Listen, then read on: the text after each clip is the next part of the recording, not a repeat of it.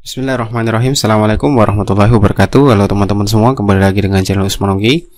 Baiklah, di kesempatan kali ini kita akan bahas terkait dengan seleksi administrasi CSN tahun 2021, baik untuk P3K maupun CPNS.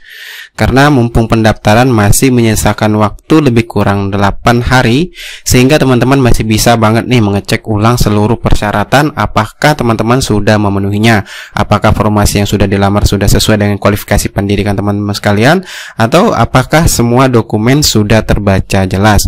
Oleh karena itu, bagi teman-teman yang belum mengakhiri pendaftaran, di sini kami akan menyampaikan 7 hal penting yang harus teman-teman ketahui terkait dengan seleksi administrasi.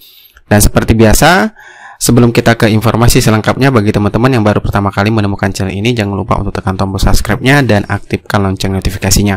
Oke, terima kasih. Langsung saja kita ke pembahasan. Di sini ada 7 poin penting yang harus teman-teman ketahui terkait dengan seleksi administrasi agar nantinya teman-teman tentu bisa lulus di tahapan yang pertama, yaitu pengecekan berkas atau dikenal istilahnya seleksi administrasi. Nah, yang pertama, poin pertama yang harus teman-teman ketahui yaitu bacalah semua syarat yang dibutuhkan secara cermat dan teliti, baik syarat umum maupun syarat yang ditetapkan oleh instansi yang dituju. Jadi di sini teman-teman harus cermat dan teliti. Pastikan lagi login kembali kalau seandainya teman-teman belum mengakhiri pendaftaran. Pastikan semua syarat yang diminta oleh instansi tadi teman-teman baca secara teliti apakah sudah sesuai. Seperti itu. Kemudian yang kedua, poin yang harus teman-teman ketahui tentunya siapkan semua dokumen persyaratan dengan baik. Pastikan tidak ada yang terlewat. Jadi di bagian unggah dokumen saat melakukan pendaftaran baik untuk P3K maupun CPNS, silakan teman-teman lihat satu persatu apakah sudah terpenuhi atau sudah terunggah semua terkait dengan dokumen yang diminta oleh instansi yang kita minta. Kemudian poin yang ketiga adalah hati-hati dan cermat pilih formasi. Perhatikan kualifikasi pendidikan dan kriteria yang dibutuhkan. Nah, di sini terkait dengan pemilihan formasi, mungkin bagi P3K guru teman-teman banyak yang akhir-akhir ini dihebohkan dengan adanya formasi yang hilang.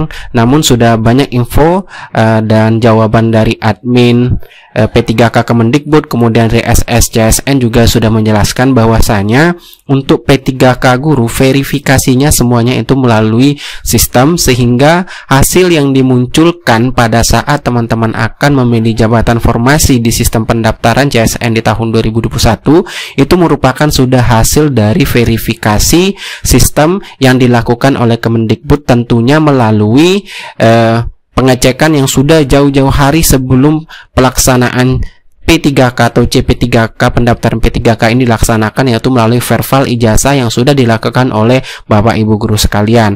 Dan yang khusus juga yang belum verbal pun nanti disuruh juga memverbal ijazahnya apabila terkait ada kendala pada saat melakukan pendaftaran, seperti itu.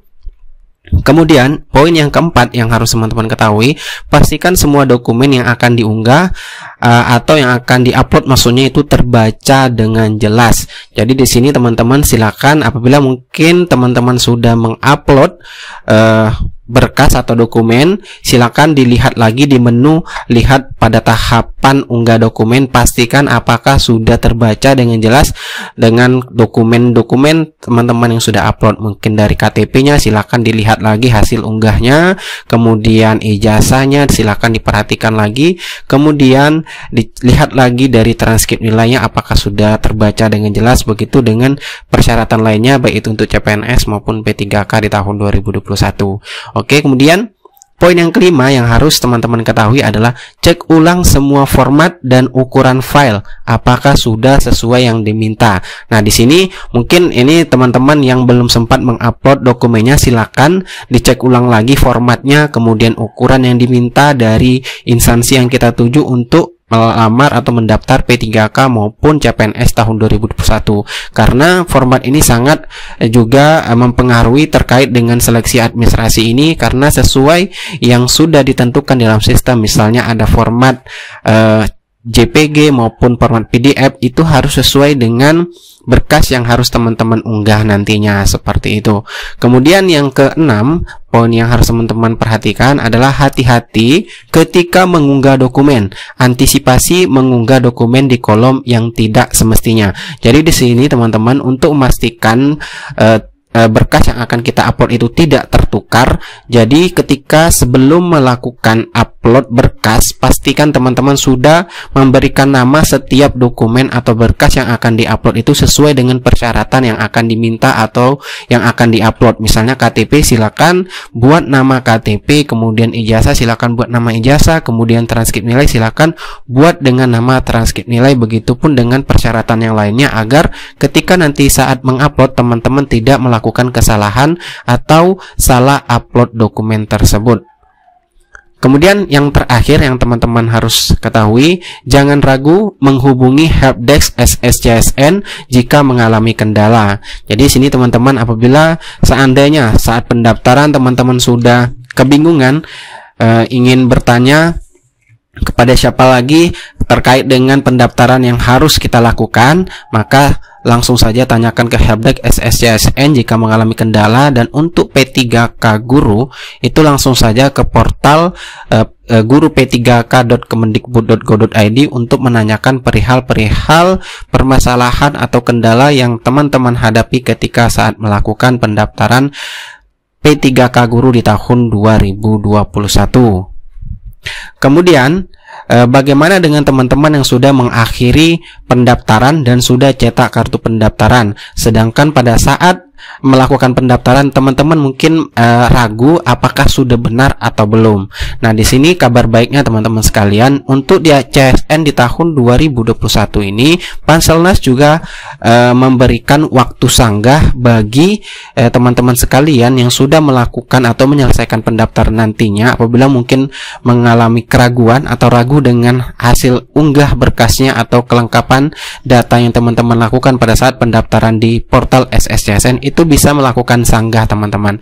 Nah, untuk sebagai informasi tambahan untuk P3K Guru di sini Kemendikbud memberikan masa sanggah kepada bagi pelamar yang nantinya dinyatakan tidak memenuhi syarat seleksi administrasi dan seleksi kompetensi 1, 2, dan 3, nanti diberikan waktu sanggah maksimal 3 hari pasca pengumuman, dan panitia seleksi P3K Kemendikbudristek nanti menjawab semua sanggahan itu maksimal 7 hari setelah akhir masa sanggah. Jadi di sini teman-teman diberikan waktu 3 hari untuk melakukan hasil sanggah terkait dengan seleksi administrasi yang teman-teman sudah lakukan pada saat melakukan pendaftaran, yang masih mungkin ragu dengan hasil input data maupun dengan dokumen yang teman-teman unggah tentunya. Nah, untuk jadwalnya sendiri di sini Kemendikbud sudah mencantumkan juga bahwasanya untuk seleksi administrasi itu dari tanggal 2 sampai dengan 27 Juli. Kemudian untuk pengumumannya itu tanggal 29, dan masa sanggah administrasi ini atau masa pengajuan sanggahnya itu dari tanggal 30 Juli sampai dengan 1 Agustus 2021. Kemudian nanti Kemendikbudristek juga akan mengumumkan atau menjawab hasil sanggah yang sudah teman-teman lakukan itu di tanggal 30 Juli sampai dengan 8 Agustus 2021. Kemudian Kemendikbudristek akan mengumumkan hasil sanggah tersebut pada tanggal 8 Agustus 2021. Jadi itulah terkait dengan seleksi administrasi dan masa sanggah bagi teman-teman yang sudah melakukan pendaftaran. Barangkali ada keraguan dari hasil seleksi administrasi yang teman-teman lakukan nantinya. Dan biasanya juga setelah hasil pengumuman hasil seleksi administrasi ini, biasanya Panselnas juga memberikan daftar list nama-nama terkait dengan mungkin hasil seleksi administrasi yang bisa teman-teman lihat nanti mungkin di portal guru P3K maupun di portal SSCSN di tahun 2021. Oke, itulah informasi yang dapat kami sampaikan. Semoga bermanfaat. Wassalamualaikum warahmatullahi wabarakatuh.